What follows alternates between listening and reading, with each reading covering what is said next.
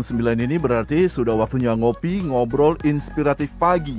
Well, dari 103,8 Prima Radio, inilah Ngopi, Ngobrol Inspiratif Pagi.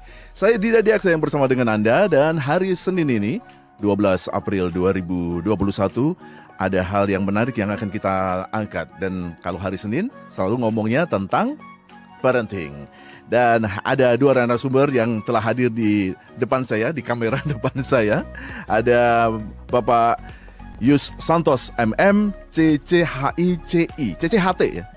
Masih sih? CCHT, CI. Kemudian Mbak Maya Hugang MSI, yang seorang psikolog. Selamat pagi semuanya. Selamat pagi Pak Didi. Selamat pagi kawan. Sehat selalu ya. Prima Radio ya. Betul.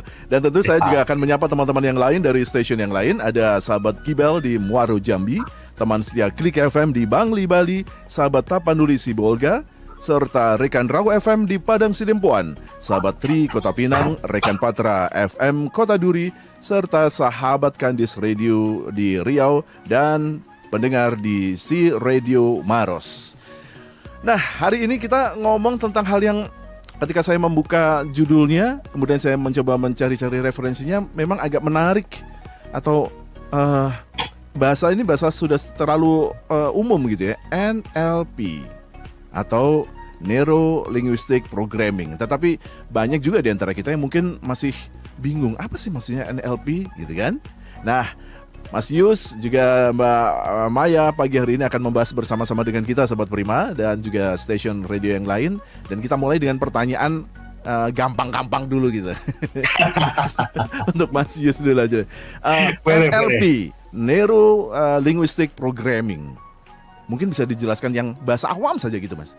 Bahasa awam gitu. Jadi otak kita, pikiran kita ini kan luar biasa sekali gitu. Kalau dibilang itu disusun itu mungkin kayak menara kembar di Malaysia itu ya. Kalau diibaratkan komputer seperti itu, sampai kodenya seperti itu. Nah, sayangnya kan kita tidak tahu manualnya.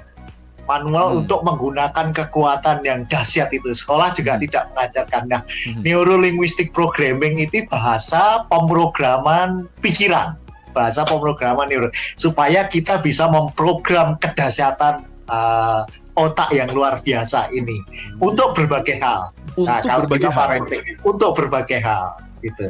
Bu Maya nanti juga akan menceritakan berbagai pengalamannya menggunakan Neuro Linguistic Programming ini, baik untuk parenting, untuk berbagai hal, termasuk untuk slimming juga. Wow. Oke, itu jadi pengertian dasarnya itu. Dan kalau ngomong programming kan seolah-olah memang kita membuat otak kita diatur sedemikian rupa lagi begitu? Betul. Jadi kan potensi tersembunyi ini masih tersimpan. Kata orang Einstein, manusia yang paling jenius itu ketika ada sambungan-sambungan itu menjadi sangat berdaya. Nah, salah satu cara memprogram itu nanti ditandai dengan adanya sambungan antar sel-sel neuron di dalam otak. Syaraf gitu ya.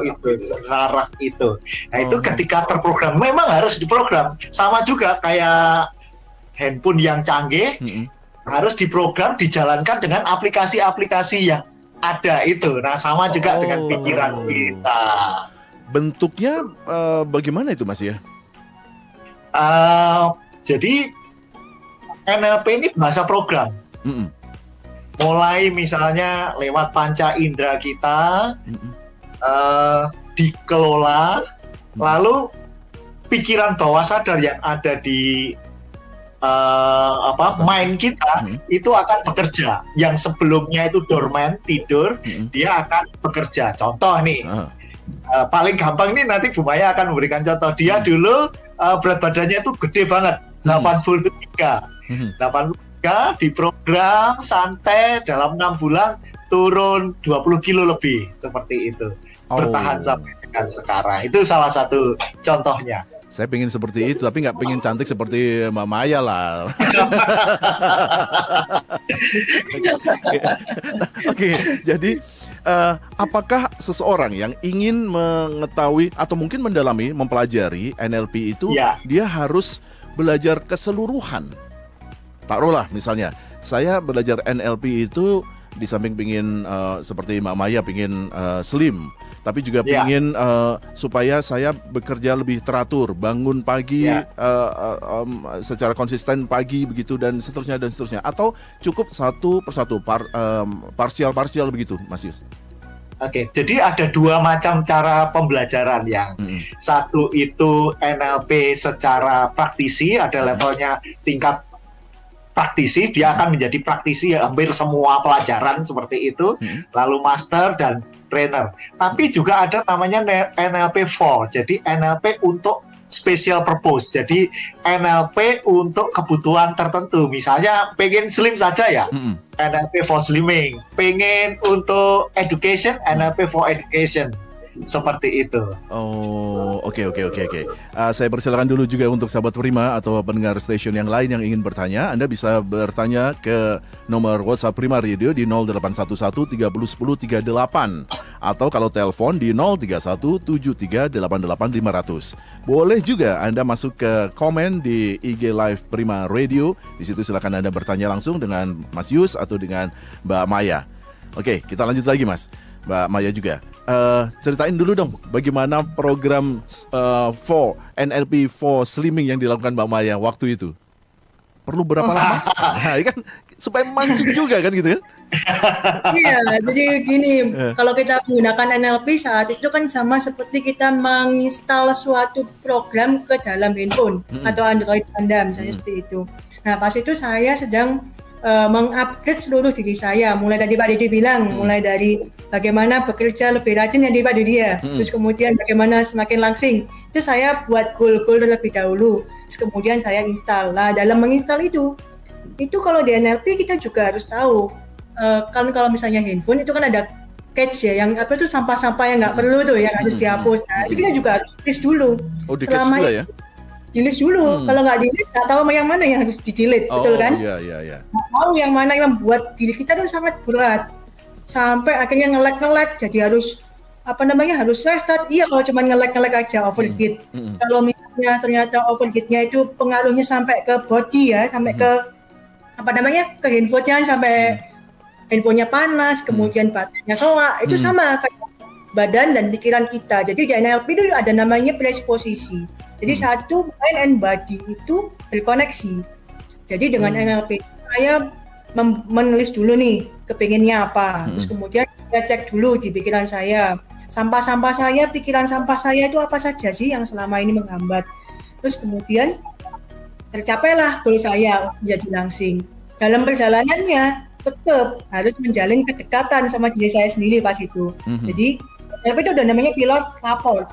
Rapport itu menjadi kedekatan. Jadi saya tahu nih pas saat apa aja sih saya kok makannya banyak, saat apa aja saya kok stres, kemudian saat apa aja sih saya kok males. Nah, selain itu kita juga dengan NLP itu ada bahasa-bahasa tertentu yang digunakan untuk empowerment, membuat ego strengthening semakin kuat. Jadi saya tahu saat dulu saya pernah berhasil, kondisi badan saya bagus, olahraga rajin, itu kondisi apa? Nah, dengan NLP itu kita semakin peka, semakin bisa membuat peta pikiran kita. Struktur pikiran kita yang mana aja yang bagus kita berdayakan, kita pakai lagi kayak gitu. Jadi sehingga program yang ada nanti di pikiran saya untuk langsing, untuk rajin, itu terus berjalan. Nah, sampai sekarang ini kenapa kok bisa stabil? Itu juga kalau misalnya kita punya handphone, itu kan ada misalnya beberapa kali sehari itu kan beberapa bulan sekali kan misalnya update, terus kemudian ada setahun sekali update. Nah, itu sama dengan pikiran kita. Jadi kalau misalnya sudah belajar NLP, misalnya Anda berminat untuk belajar NLP, bisa bersama kami atau di tempat lain juga terserah, itu juga update terus, stay contact sama coachnya, sama trainernya, supaya nggak hilang, stay update. Kan kalau udah kebanyakan ngendep gitu kan, nggak update bisa lupa. Bukan lupa sih, sebenarnya ada tapi nggak aktif atau sudah ketinggalan zaman, intinya seperti itu. Oh, oke. Ini sudah ada yang masuk, tapi saya masih penasaran dengan program yang tadi diawali Pak Yus. Jadi NLP itu bisa dilakukan secara profesional, artinya dipakai sebagai ada grade-grade-nya gitu ya. sampai kemudian Betul. menjadi profesi atau menjadi pekerjaan. Betul. Tapi juga ada yang NLP for bla bla bla begitu kan. Kalau kayaknya memang saya harus ajukan dulu pertanyaan dari salah satu pendengar yang sudah bertanya ya, Mas. Dari Ibu Nadia yang ada di Surabaya. Apakah NLP itu bisa untuk ibu-ibu seperti saya? Emang kenapa? Apakah ya oke, pertanyaan yang bagus. Apakah bisa? Nah, barangkali yang lebih cocok Mbak Maya karena ibu-ibu. Silakan Mbak Maya. Ya, baik. NLP bisa digunakan untuk semua orang. Yang penting mau, yang pertama. Karena kalau nggak mau susah. Karena sama seperti misalnya kita punya handphone. Anda mau beli handphone apa enggak? Kan pertanyaannya begitu. Kenapa nggak ke wartel aja? Atau kenapa kok nggak via surat menyurat pakai kertas? Kan pilihan seperti itu. Jadi asal Anda mau, bisa untuk semuanya, termasuk anak-anak seperti itu. Jadi selama Anda mau berusaha, mau mengupgrade diri Anda dengan ilmu-ilmu yang semakin upgrade yang bisa mempermudah Anda mendapatkan sesuatu yang Anda inginkan secara goal, impian Anda, ya semua pasti bisa. Oh, jadi tidak mengenal usia, tidak mengenal gender, tidak mengenal profesi apapun. Jadi semua bisa melakukan, semua bisa belajar dan mempraktekkan ilmu NLP ini ya, begitu ya Mas Yus ya? Betul. Oke. Kecuali satu catatan untuk anak-anak memang harus spesial NLP-nya karena kalau umum itu bahasanya bahasa orang dewasa. Jadi khusus untuk anak-anak memang harus ini special need gitu ya. Jadi kebutuhan khusus NLP-nya harus disusun untuk materi anak-anak. Oh, jadi sekali lagi untuk anak-anak pun bisa. Cuman memang materinya ada yang beberapa harus disesuaikan dengan usia mereka begitu ya? Betul. Oh, nanti kita lebih praktis lagi nih Mas, supaya nggak mengambang-ambang, mengawang-awang begitu. Bagaimana prakteknya sebenarnya? Baik, kita break dulu kira-kira. Dan topik kita masih tentang Neuro Linguistic Programming atau NLP. Tadi kita taruhlah prolognya ngomong lebih ke awang-awang. Nah sekarang kita langsung turun mempraktekannya. Jadi Mas Yus, NLP ini bisa dilakukan oleh siapapun, dalam usia berapapun, profesi apapun, begitu ya. Tadi seperti pertanyaan dari Bu Nadia yang ada di Surabaya. Apa saya bisa gitu. Jadi semuanya bisa. Nah sekarang bagaimana melakukan hal ini Mas? Perlukah ikut kursus begitu atau bisa dari buku atau lewat YouTube? Ya, jadi yang sudah pernah belajar itu kan ada dua. Ada mungkin beberapa di YouTube, ada yang bisa karena jarang sekali yang panduannya lengkap.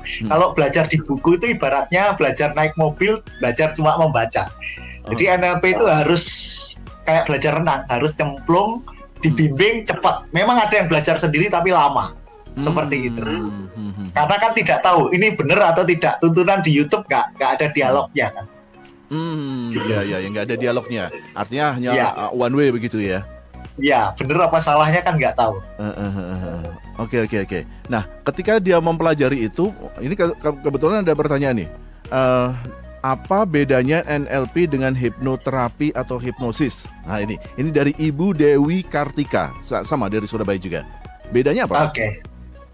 Kita mulai persamaannya dulu. Sama-sama untuk memprogram pikiran bawah sadar ya. Sama perbedaannya. Cuma bedanya itu gini, ibaratnya kayak pendekar kungfu Pak ya. Pendekar kungfu itu NLP itu jurus-jurusnya yang banyak itu. Jadi ada jurus-jurus kembangannya banyak, cepat sekali.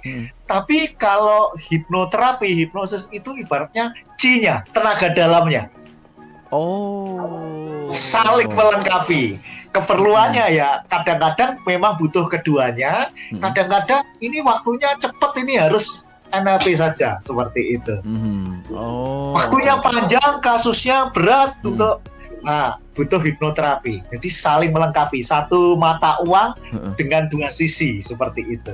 Oke. Kembali ke Mbak Maya mungkin ya. Tepatnya karena tadi berkaitan dengan media sosial juga. Apakah NLP itu juga bisa dipakai untuk bisa mengatasi masalah, atau biasanya kan di sosial media atau gini deh, di grup chat gitu. Itu kan banyak tuh. Lakukan begini begitu dan sebagainya. Apakah kita bisa menyikapi juga dari pelajaran atau posting-posting semacam itu Mbak Maya? Ya, jadi kalau NLP itu kan bahasa pemrograman pikiran ya. Jadi kalau misalnya di kita itu di NLP itu semua informasi yang masuk ke dalam diri kita kan pastinya akan diterima oleh panca indera kita, mulai dari mata, telinga, kulit dan macam-macam dan mulut dan macamnya kan seperti itu. Terus kemudian setelah informasi itu masuk kan akan dikelola oleh pikiran kita. Nah, bisa jadi sebuah program dan munculnya ke perilaku kita dalam menanggapi sesuatu, dalam bersikap, belajar ataupun sebagainya. Nah, dari NLP itu jadi gini, misalnya Anda melihat chat gitu kan. Kalau di NLP kan ada namanya map is not rhetoric. Jadi kadang yang ditulis di chat itu cuma tulisan. Misalnya kamu kok kamu kok menjengkelkan misalnya seperti itu. Padahal nadanya biasa. Kamu kok menjengkelkan sih, gitu kan misalnya itu. Tapi pembaca itu tidak tahu nadanya itu nada imut atau nada marah atau nada yang bagaimana, betul? Ini pemahaman yang ditangkap orang bisa berbeda dengan yang dimaksud. Nah, kalau misalnya Anda paham NLP, Anda akan diajarkan bagaimana cara menggali lebih lanjut maksud dari orang itu apa.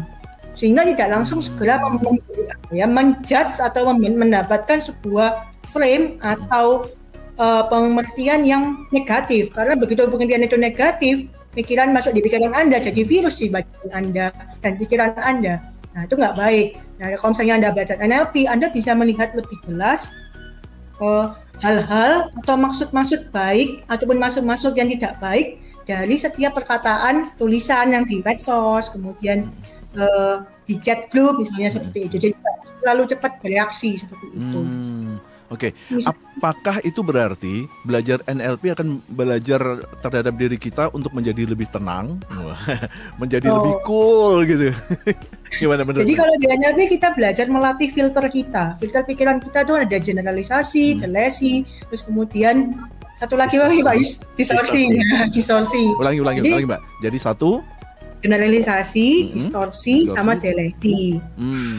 Kalau generalisasi misalnya semua anak itu nakal, padahal kan nggak semua. Kita lalu menyatakan bahwa oh iya anak-anak itu biasa nakal, harus biarin aja. Harusnya nurut, semuanya harus nurut sama orang tua. Kan kadang ada generalisasi seperti itu, padahal kan harusnya tidak. Nah, dengan NLP kita bisa lebih jelas bahwa anak-anak itu punya keunikan. Nah, itu membutuhkan program-program yang kuat di dalam pikiran kita dengan belajar NLP. Jadi itu semuanya lebih jelas. Oh, anak ini punya potensi, punya keunikan, segala macam.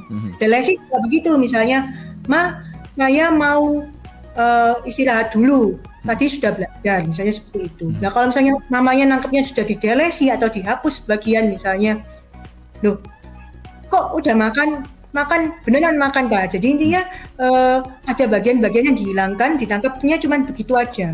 Delesi itu menghapus bagian-bagian yang besar. Misalnya harusnya tanya dong, makan apa? Makannya seberapa banyak, jam berapa? Itu di NLP kita perjelas lagi. Jadi nggak sekedar asal menjalin komunikasi yang sangat pendek-pendek dan nggak jelas sehingga menimbulkan sebuah komunikasi yang nggak membuat harmonis dan nggak membuat suasana di rumah itu enak.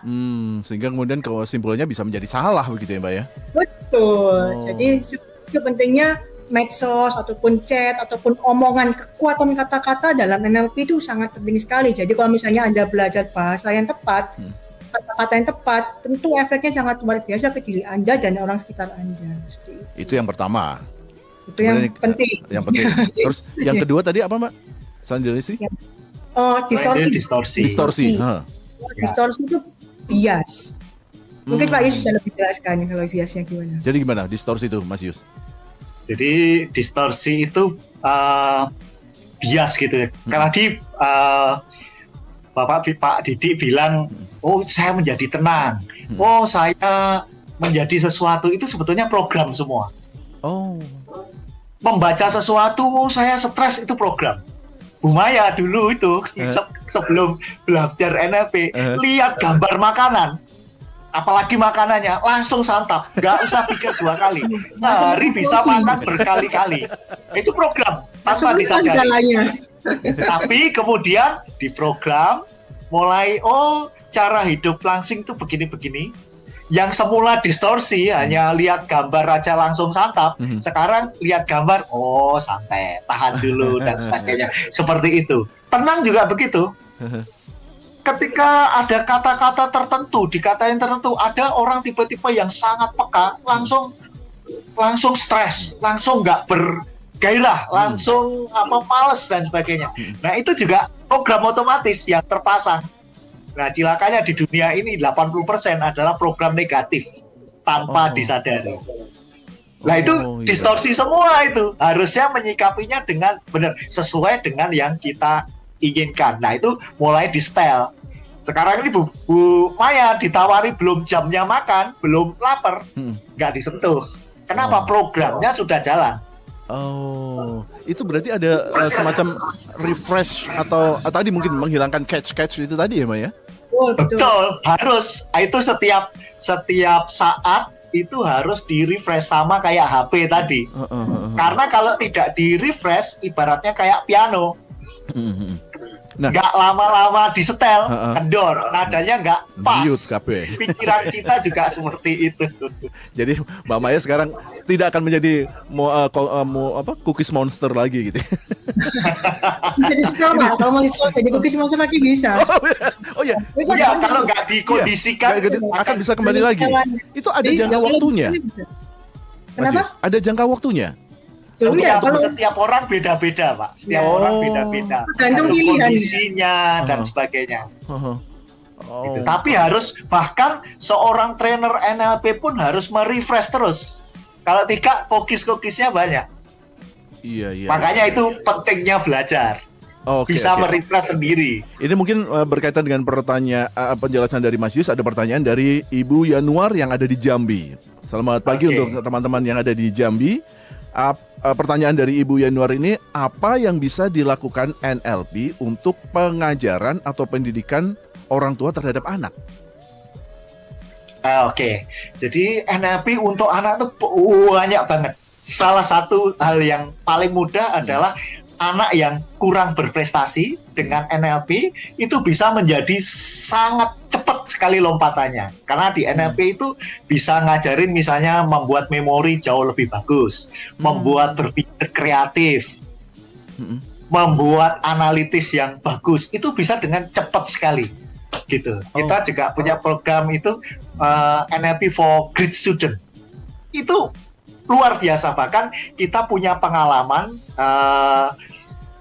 anak SMA yang terancam tidak naik sekolah, mau kelas 2, kelas 3, nggak terancam justru terancam sudah dipanggil untuk tidak naik kelas, tapi ternyata setelah itu belajar dengan cepat bisa naik meskipun saat itu pas-pasan, tapi kemudian karena sudah belajar prestasinya melejit dan bisa diterima di perguruan tinggi salah satu yang terbaik di Indonesia. Sampai guru-gurunya heran seperti itu. Tapi tentu NLP ini adalah ilmu pengetahuan atau ilmiah, betul. Bukan ilmu simsalabim gitu kan? Bukan, ada prosesnya. Ada prosesnya. Oke. Jadi tadi kalau pertanyaan dari Ibu Yanuar yang ada di Jambi, untuk pendidikan anak pasti ada. Sekarang pendidikan untuk orang tuanya sendiri ada juga? Bisa juga, namanya andragogi kan, untuk jadi parenting. Misalnya. Bagaimana orang tua itu menjadi scaffolding. Istilahnya scaffolding itu kalau di bangunan itu kan ada tangga untuk membantu mencapai di atas. Nah, orang tua dengan NLP ini bisa membantu anak-anak untuk efektif, berperilaku yang baik-baik, menggapai masa depan dengan lebih terarah karena udah tahu petanya, tahu step-stepnya, seperti itu. Nah, itu semua program di pikiran itu. Seperti itu. Menarik sekali nih. Memungkinkankah untuk di session yang ketiga kita memberi praktek kepada sahabat Prima atau yang lain yang perifer aja lah, yang enteng-entengan gitu? Sangat mungkin, karena NLP itu gampang banget. Nah, baik. Kalau sudah tahu caranya. Baik. Oke, kalau begitu sahabat Prima dan pendengar radio station yang lain, nanti kita masuk ke session yang ketiga. Setelah break, langsung kita lanjutkan lagi obrolan ini. Oke? Kita masih bersama di Ngobrol Inspiratif Pagi bersama Mas Yus Santos MM, CCHTCI, dan juga Mbak Maya Hugeng MSc. Well, kita lanjutkan lagi deh untuk obrolan kita tentang NLP ini. Tadi sebelum kita break di session yang ketiga ini, bagaimana sih mempraktekannya, yang enteng-entengan saja lah begitu kan. Nah mungkin Mas Yus bisa menyampaikan Mas. Mic-nya Mas. Oke, salah satu contoh jurus NLP yang paling gampang adalah namanya Swiss pattern. Jadi pola Swiss, pola mengkibas. Contoh misalnya kita ingin mengubah kebiasaan buruk kita menjadi kebiasaan baik. Kebiasaan buruk misalnya males-malesan olahraga, paling gampang kan? Oke. Menjadi rajin olahraga, seperti itu. Nah, cara pertama seperti ini, rajin olahraga yang kita ingin program di pikiran kita itu apa harus jelas. Gambarnya jelas, perilakunya jelas, apa yang dilakukan jelas, seperti itu. Itu dulu. Gambar itu maksudnya visual, dibuat visual atau ditulis? Visual di pikiran, ya. Oh, oke. Jadi harus merem begini, misalnya harus kelihatan. Atau melek pun bayangan olahraga yang rajin itu harus kelihatan. Itu pertama. Oke. Lalu gambar yang kedua adalah gambar ketika kita males-malesan. Oh sudah pengen nih, tapi males. Seperti itu. Harus ada gambarnya. Jadi ada dua gambar, Mas Didi.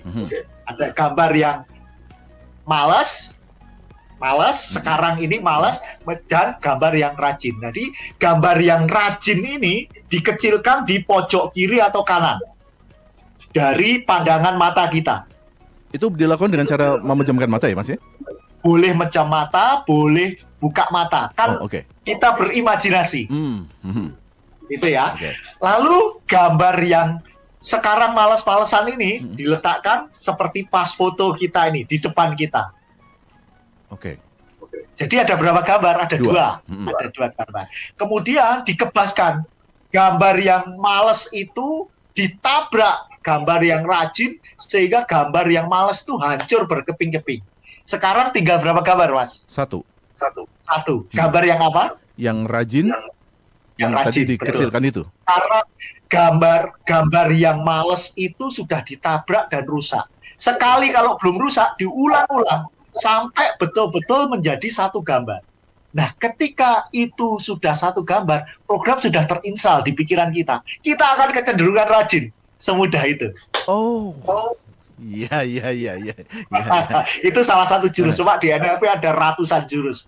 Oke. Itu cara yang paling gampang. Salah satunya dengan cara dengan topik tentang membuat kita rajin untuk berolahraga. Nah ini ada pertanyaan. Topiknya bisa diubah-ubah.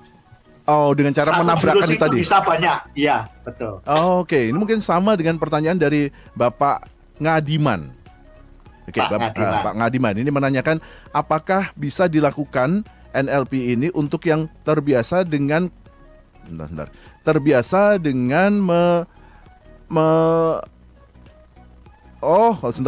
Ini jadi begini. Jadi apakah bisa dilakukan untuk mereka yang mungkin besok insya Allah akan melaksanakan ibadah puasa. Jadi puasanya menjadi kuat, rajin berpuasa, begitu? Apakah bisa, Mas Yus? Oh, sangat bisa. Sangat bisa. Itu prinsipnya kayak Bu Maya itu. Dulu apapun lihat langsung santap kan. Sekarang kalau dia belum jadwalnya break itu bisa. Jadi bisa sangat kuat. Bahkan mungkin cuma makan sekali sehari bisa sangat kuat. Tinggal program aja. Jadi program yang puasa yang lembek dan puasa yang kuat. Swiss pattern tadi juga bisa semacam itu. Dengan cara mengibas-ibaskan tadi ya. Iya. Baik. Ini pertanyaan yang lain dari Pak Reinhardt yang ada di Karangasem, Bali. Pertanyaannya, saya pernah ikut NLP yang mungkin level dasar begitu ya. Apakah ada grade kelanjutan agar bisa menjadi lebih terampil? Oke. Ini mungkin seperti penjelasan Mas Yus tadi. Bisa nambahkan. Iya, karena saya juga dulu mulainya dari dari practitioner biasa. Kalau misalnya mau terampil, kalau misalnya di level dasar aja selama Anda mau praktek terus, itu juga akan terampil. Tapi kalau misalnya mau ke tahap berikutnya, level master ataupun trainer, itu juga ada jenjangnya. Karena saya juga ngambil level master sampai trainer. Kalau trainer bisa ngajar ke orang lain, bedanya cuma seperti itu. Semakin Anda belajar lebih banyak, semakin mampu Anda dan lebih peka untuk mengkombinasikan jurus-jurus dalam NLP. Jadi kurang adanya. Kalau misalnya cuma dasar kan ya untuk sehari-hari untuk orang-orang di sekitar Anda aja mungkin. Tapi kalau misalnya Anda ambil terus lebih panjang, lebih banyak dan lebih tinggi lagi ilmunya, bisa meng-coaching ataupun bisa membagikan dan bisa mengembangkan ilmunya NLP itu sendiri dikoneksikan dengan ilmu-ilmu lain yang mungkin Anda sudah punya sebelumnya. Misalnya kalau saya sama psikologi yang biasa, yang maksudnya yang konvensional dengan terapi atau dengan beberapa ilmu pemulihan pikiran lainnya. Karena banyak. Jadi misalnya Anda mau gabung-gabungan bisa. Misalnya dokter mau digabungkan NLP dengan kesehatan, dengan bagaimana menangani pasien Anda supaya lebih bahagia, lebih cepat sembuh itu juga bisa. Jadi semakin tinggi yang Anda pelajari tingkatannya, maka semakin ahli. Kurang lebih seperti itu. Oh, Mas Yus, mungkin ada yang perlu ditambahkan? Jadi sebetulnya NLP itu long life education, jadi harus belajar terus. Saya pun sudah trainer, master trainer, tapi selalu terus ngambil karena nggak ada habisnya. Nggak ada habisnya. Sama juga perkembangan teknologi, jadi perkembangan bahasa pemrograman juga berkembang terus. Sama aplikasi handphone berkembang terus. Kita nggak update, lewat. Jadi memang ada grade-grade-nya tapi ya, Mas ya? Ada grade-grade-nya, ada secara formal tuh ada grade-grade-nya. Biasanya ada praktisi, master, terus trainer, master trainer, seperti itu ada. Wow, baik. Tapi sayang waktu kita sudah habis. Barangkali ada sahabat Prima yang ingin bertanya atau berkonsultasi, mungkin bisa ke Mas Yunus atau Mbak Maya, silakan kontaknya Mas. Oke, jadi kalau kontak saya di yusantos.com, yusantos.com, dan kalau mau telepon langsung juga ada 081 777 4124. Seperti itu. Bu Maya, saya nggak hafal nomor handphonenya. Silakan, Mbak Maya. Iya, kalau saya cukup cari saya aja di www.mayahugeng.com, nanti cari kontak saya di situ. Jadi saya, kalau misalnya mau komen, mau apa, kontak saya di situ, nanti saya akan reply. Baik, Oke, sahabat Prima, waktunya sudah habis. Dan untuk ke pagi hari ini, Mas Yusantos MM, CCHT, CI, dan Mbak Maya Hugeng, MSI, sudah menjadi narasumber terbaik kita hari ini di Ngopi Ngobrol Inspiratif Pagi.